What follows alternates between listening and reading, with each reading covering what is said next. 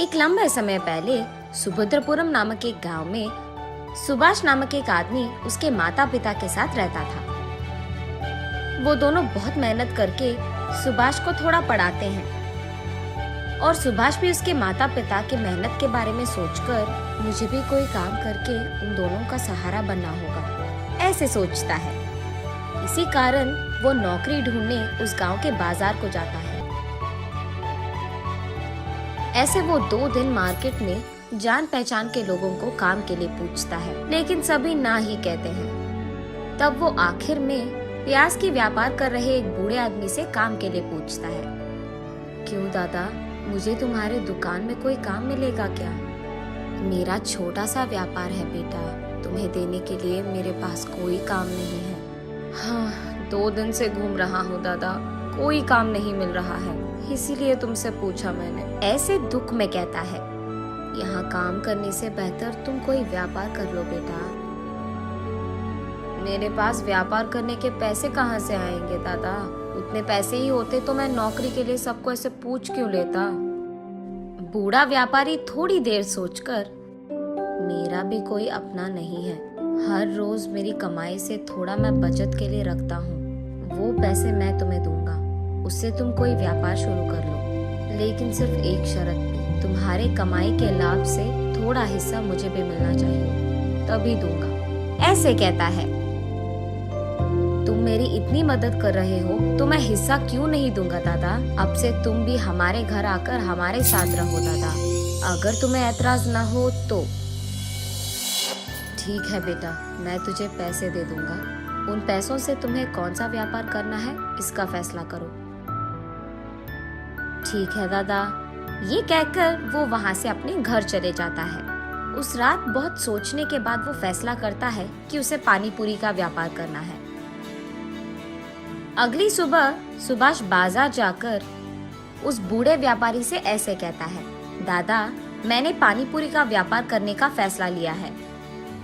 ठीक है बेटा, तुम्हारी मर्जी, ये लो तुम्हारे निवेश के पैसे, इससे अच्छा व्यापार करो, कहता है वो बूढ़ा व्यापारी। ऐसे अगले ही दिन पानी पूरी का दुकान लगाता है सुभाष, और क्योंकि उस बाजार पूरे में कहीं भी पानी पूरी का दुकान नहीं था, छोटा हो या बड़ा, सभी सुभाष के ही दुकान आते थे। वहाँ उसी मार्केट में सुब्बैया नामक एक उधार देने वाला व्यापारी था।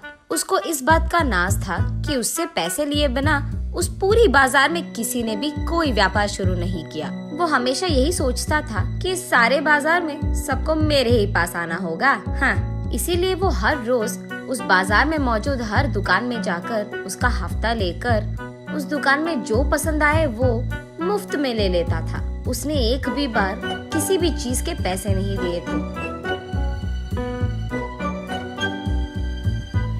दूसरी तरफ उससे पैसे लिए बिना खुद का व्यापार शुरू करके सुभाष का व्यापार अच्छे से चलना देख सुब्बैया को बिल्कुल पसंद नहीं आता है।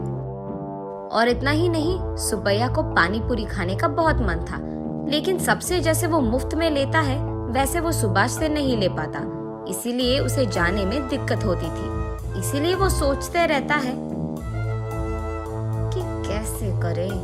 तब उसे एक उपाय सोचता है। वो सोचता है कि अगर इस सुभाष के दुकान में कोई भी चीज खो गया तो उसे खरीदने के लिए पैसे लेने तो वो मेरे ही पास आएगा, तब मैं उसे पैसे देकर वापस में जितना मन चाहे उतना पानी पूरी खा पाऊंगा।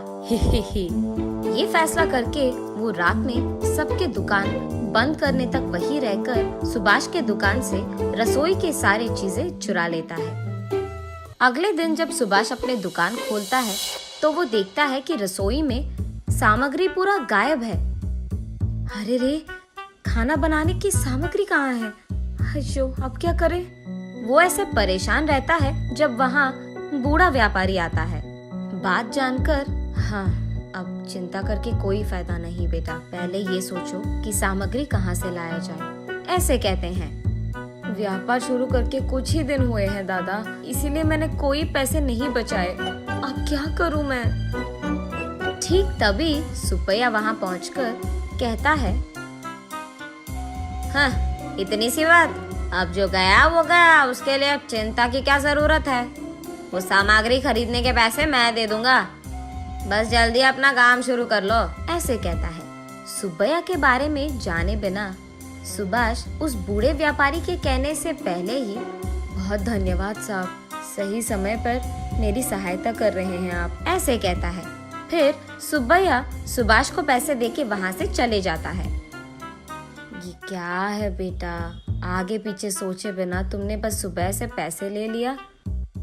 क्या हुआ दादा, मैंने क्या गलती कर दिया? हमारा व्यापार तो ठीक चल रहा है ना, तो बस उसका उधार जल्दी चुका दूंगा, ऐसे कहता है सुभाष। तुम्हें सुब्बैया के बारे में कुछ नहीं पता। उसके पास एक बार उधार जो ले लिया, हमेशा हमेशा के लिए पैसे लौटाते ही रहना पड़ेगा। इतना ही नहीं, उसको अगर हमारे दुकान में कोई भी चीज पसंद आ गया, चाहे वो कोई भी चीज हो, वो मुफ्त में ले लेता है। इस सारे बाजार में मैंने सोचा सिर्फ तुम हो जो उसके मुंह नहीं लगे, लेकिन आज तुम भी उसके जाल में फंस गए। अरे रे, हाँ क्या? पर मुझे पता नहीं चला कि मैं क्या करूं दादा। पैसे दे रहा था तो मैंने सोचा कि सहायता कर रहा था। हाँ चलो कोई नहीं, जो होगा सो होगा, देखा जाएगा। जल्दी काम शुरू करो बेटा।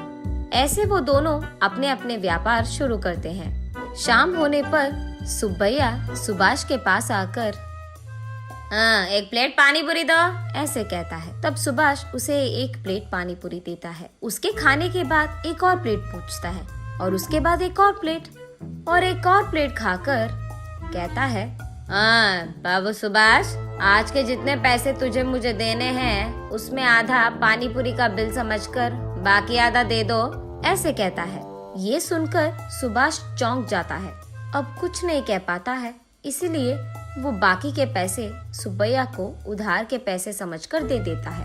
ऐसे ही हर रोज 4 प्लेट पानी पूरी खाकर उसके रोज के मेहनत के पैसे लेकर जाता था।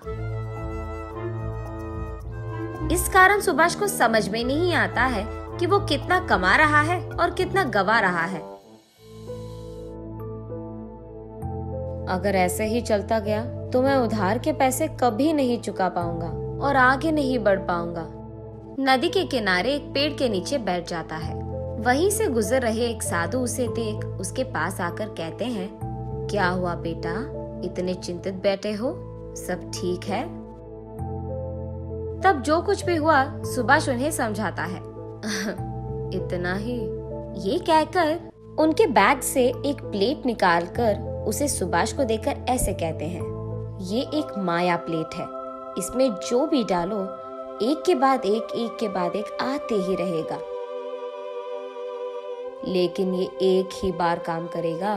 तुम अपने तेज दिमाग से इसका सही उपयोग करो और अपने आप अपने मुसीबत का हल ढूंढो, ऐसे कहते हैं। बहुत बहुत धन्यवाद स्वामी, ये कहकर वो दोनों वहाँ से अपने अपने रास्ते पकड़ते हैं। अगले दिन सुभाष हमेशा की तरह अपना दुकान चलाते रहता है। सुब्बैया वहाँ आकर हमेशा की तरह, सुभाष, एक प्लेट पानी पूरी दे दो बेटा, ऐसे कहता है। जी साहब, अभी दे दूंगा, लेकिन आज मैं एक शर्त लगाऊंगा, अगर आप मंजूर है तो ही दूंगा। अच्छा बताओ कौन सा शर्त है? प्लेट में मैं जितने पानी पूरी देता हूँ उतना आपको छोड़े बिना पूरा खाना होगा। अगर आप खा पाए तो मैं हर रोज आपको दुगने हफ्ते के पैसे और दुगना पानी पूरी दूंगा, और अगर आप नहीं खत्म कर पाए तो मेरे से ही नहीं, इस बाजार में किसी से भी आप मुफ्त की कोई चीज नहीं लोगे। मंजूर है? सुब्बैया थोड़ा सोचकर, हैं, इतनी सी बात, एक प्लेट में कितने ही पानी पूरी रहेंगे? ज्यादा से ज्यादा 10 ही रहेंगे, खा के प्लेट फेंक भी दूंगा। हैं, ठीक है सुभाष, मुझे ये शर्त मंजूर है, दो वो पानी पूरी का प्लेट। ये लो साहब, ये खाओ, ये कह के वो प्लेट देता है। सुब्बैया जितना भी खाए उस प्लेट में पानी पूरी खत्म ही नहीं हो रहा है। सारे पानी पूरी वही के वही रह जाते हैं। ऐसे 1 घंटा बहुत मेहनत करके खाने के बाद भी पानी पूरी के प्लेट में सारे पानी पूरी वैसे के वैसे ही रहते हैं। मैं थक गया, मैं हार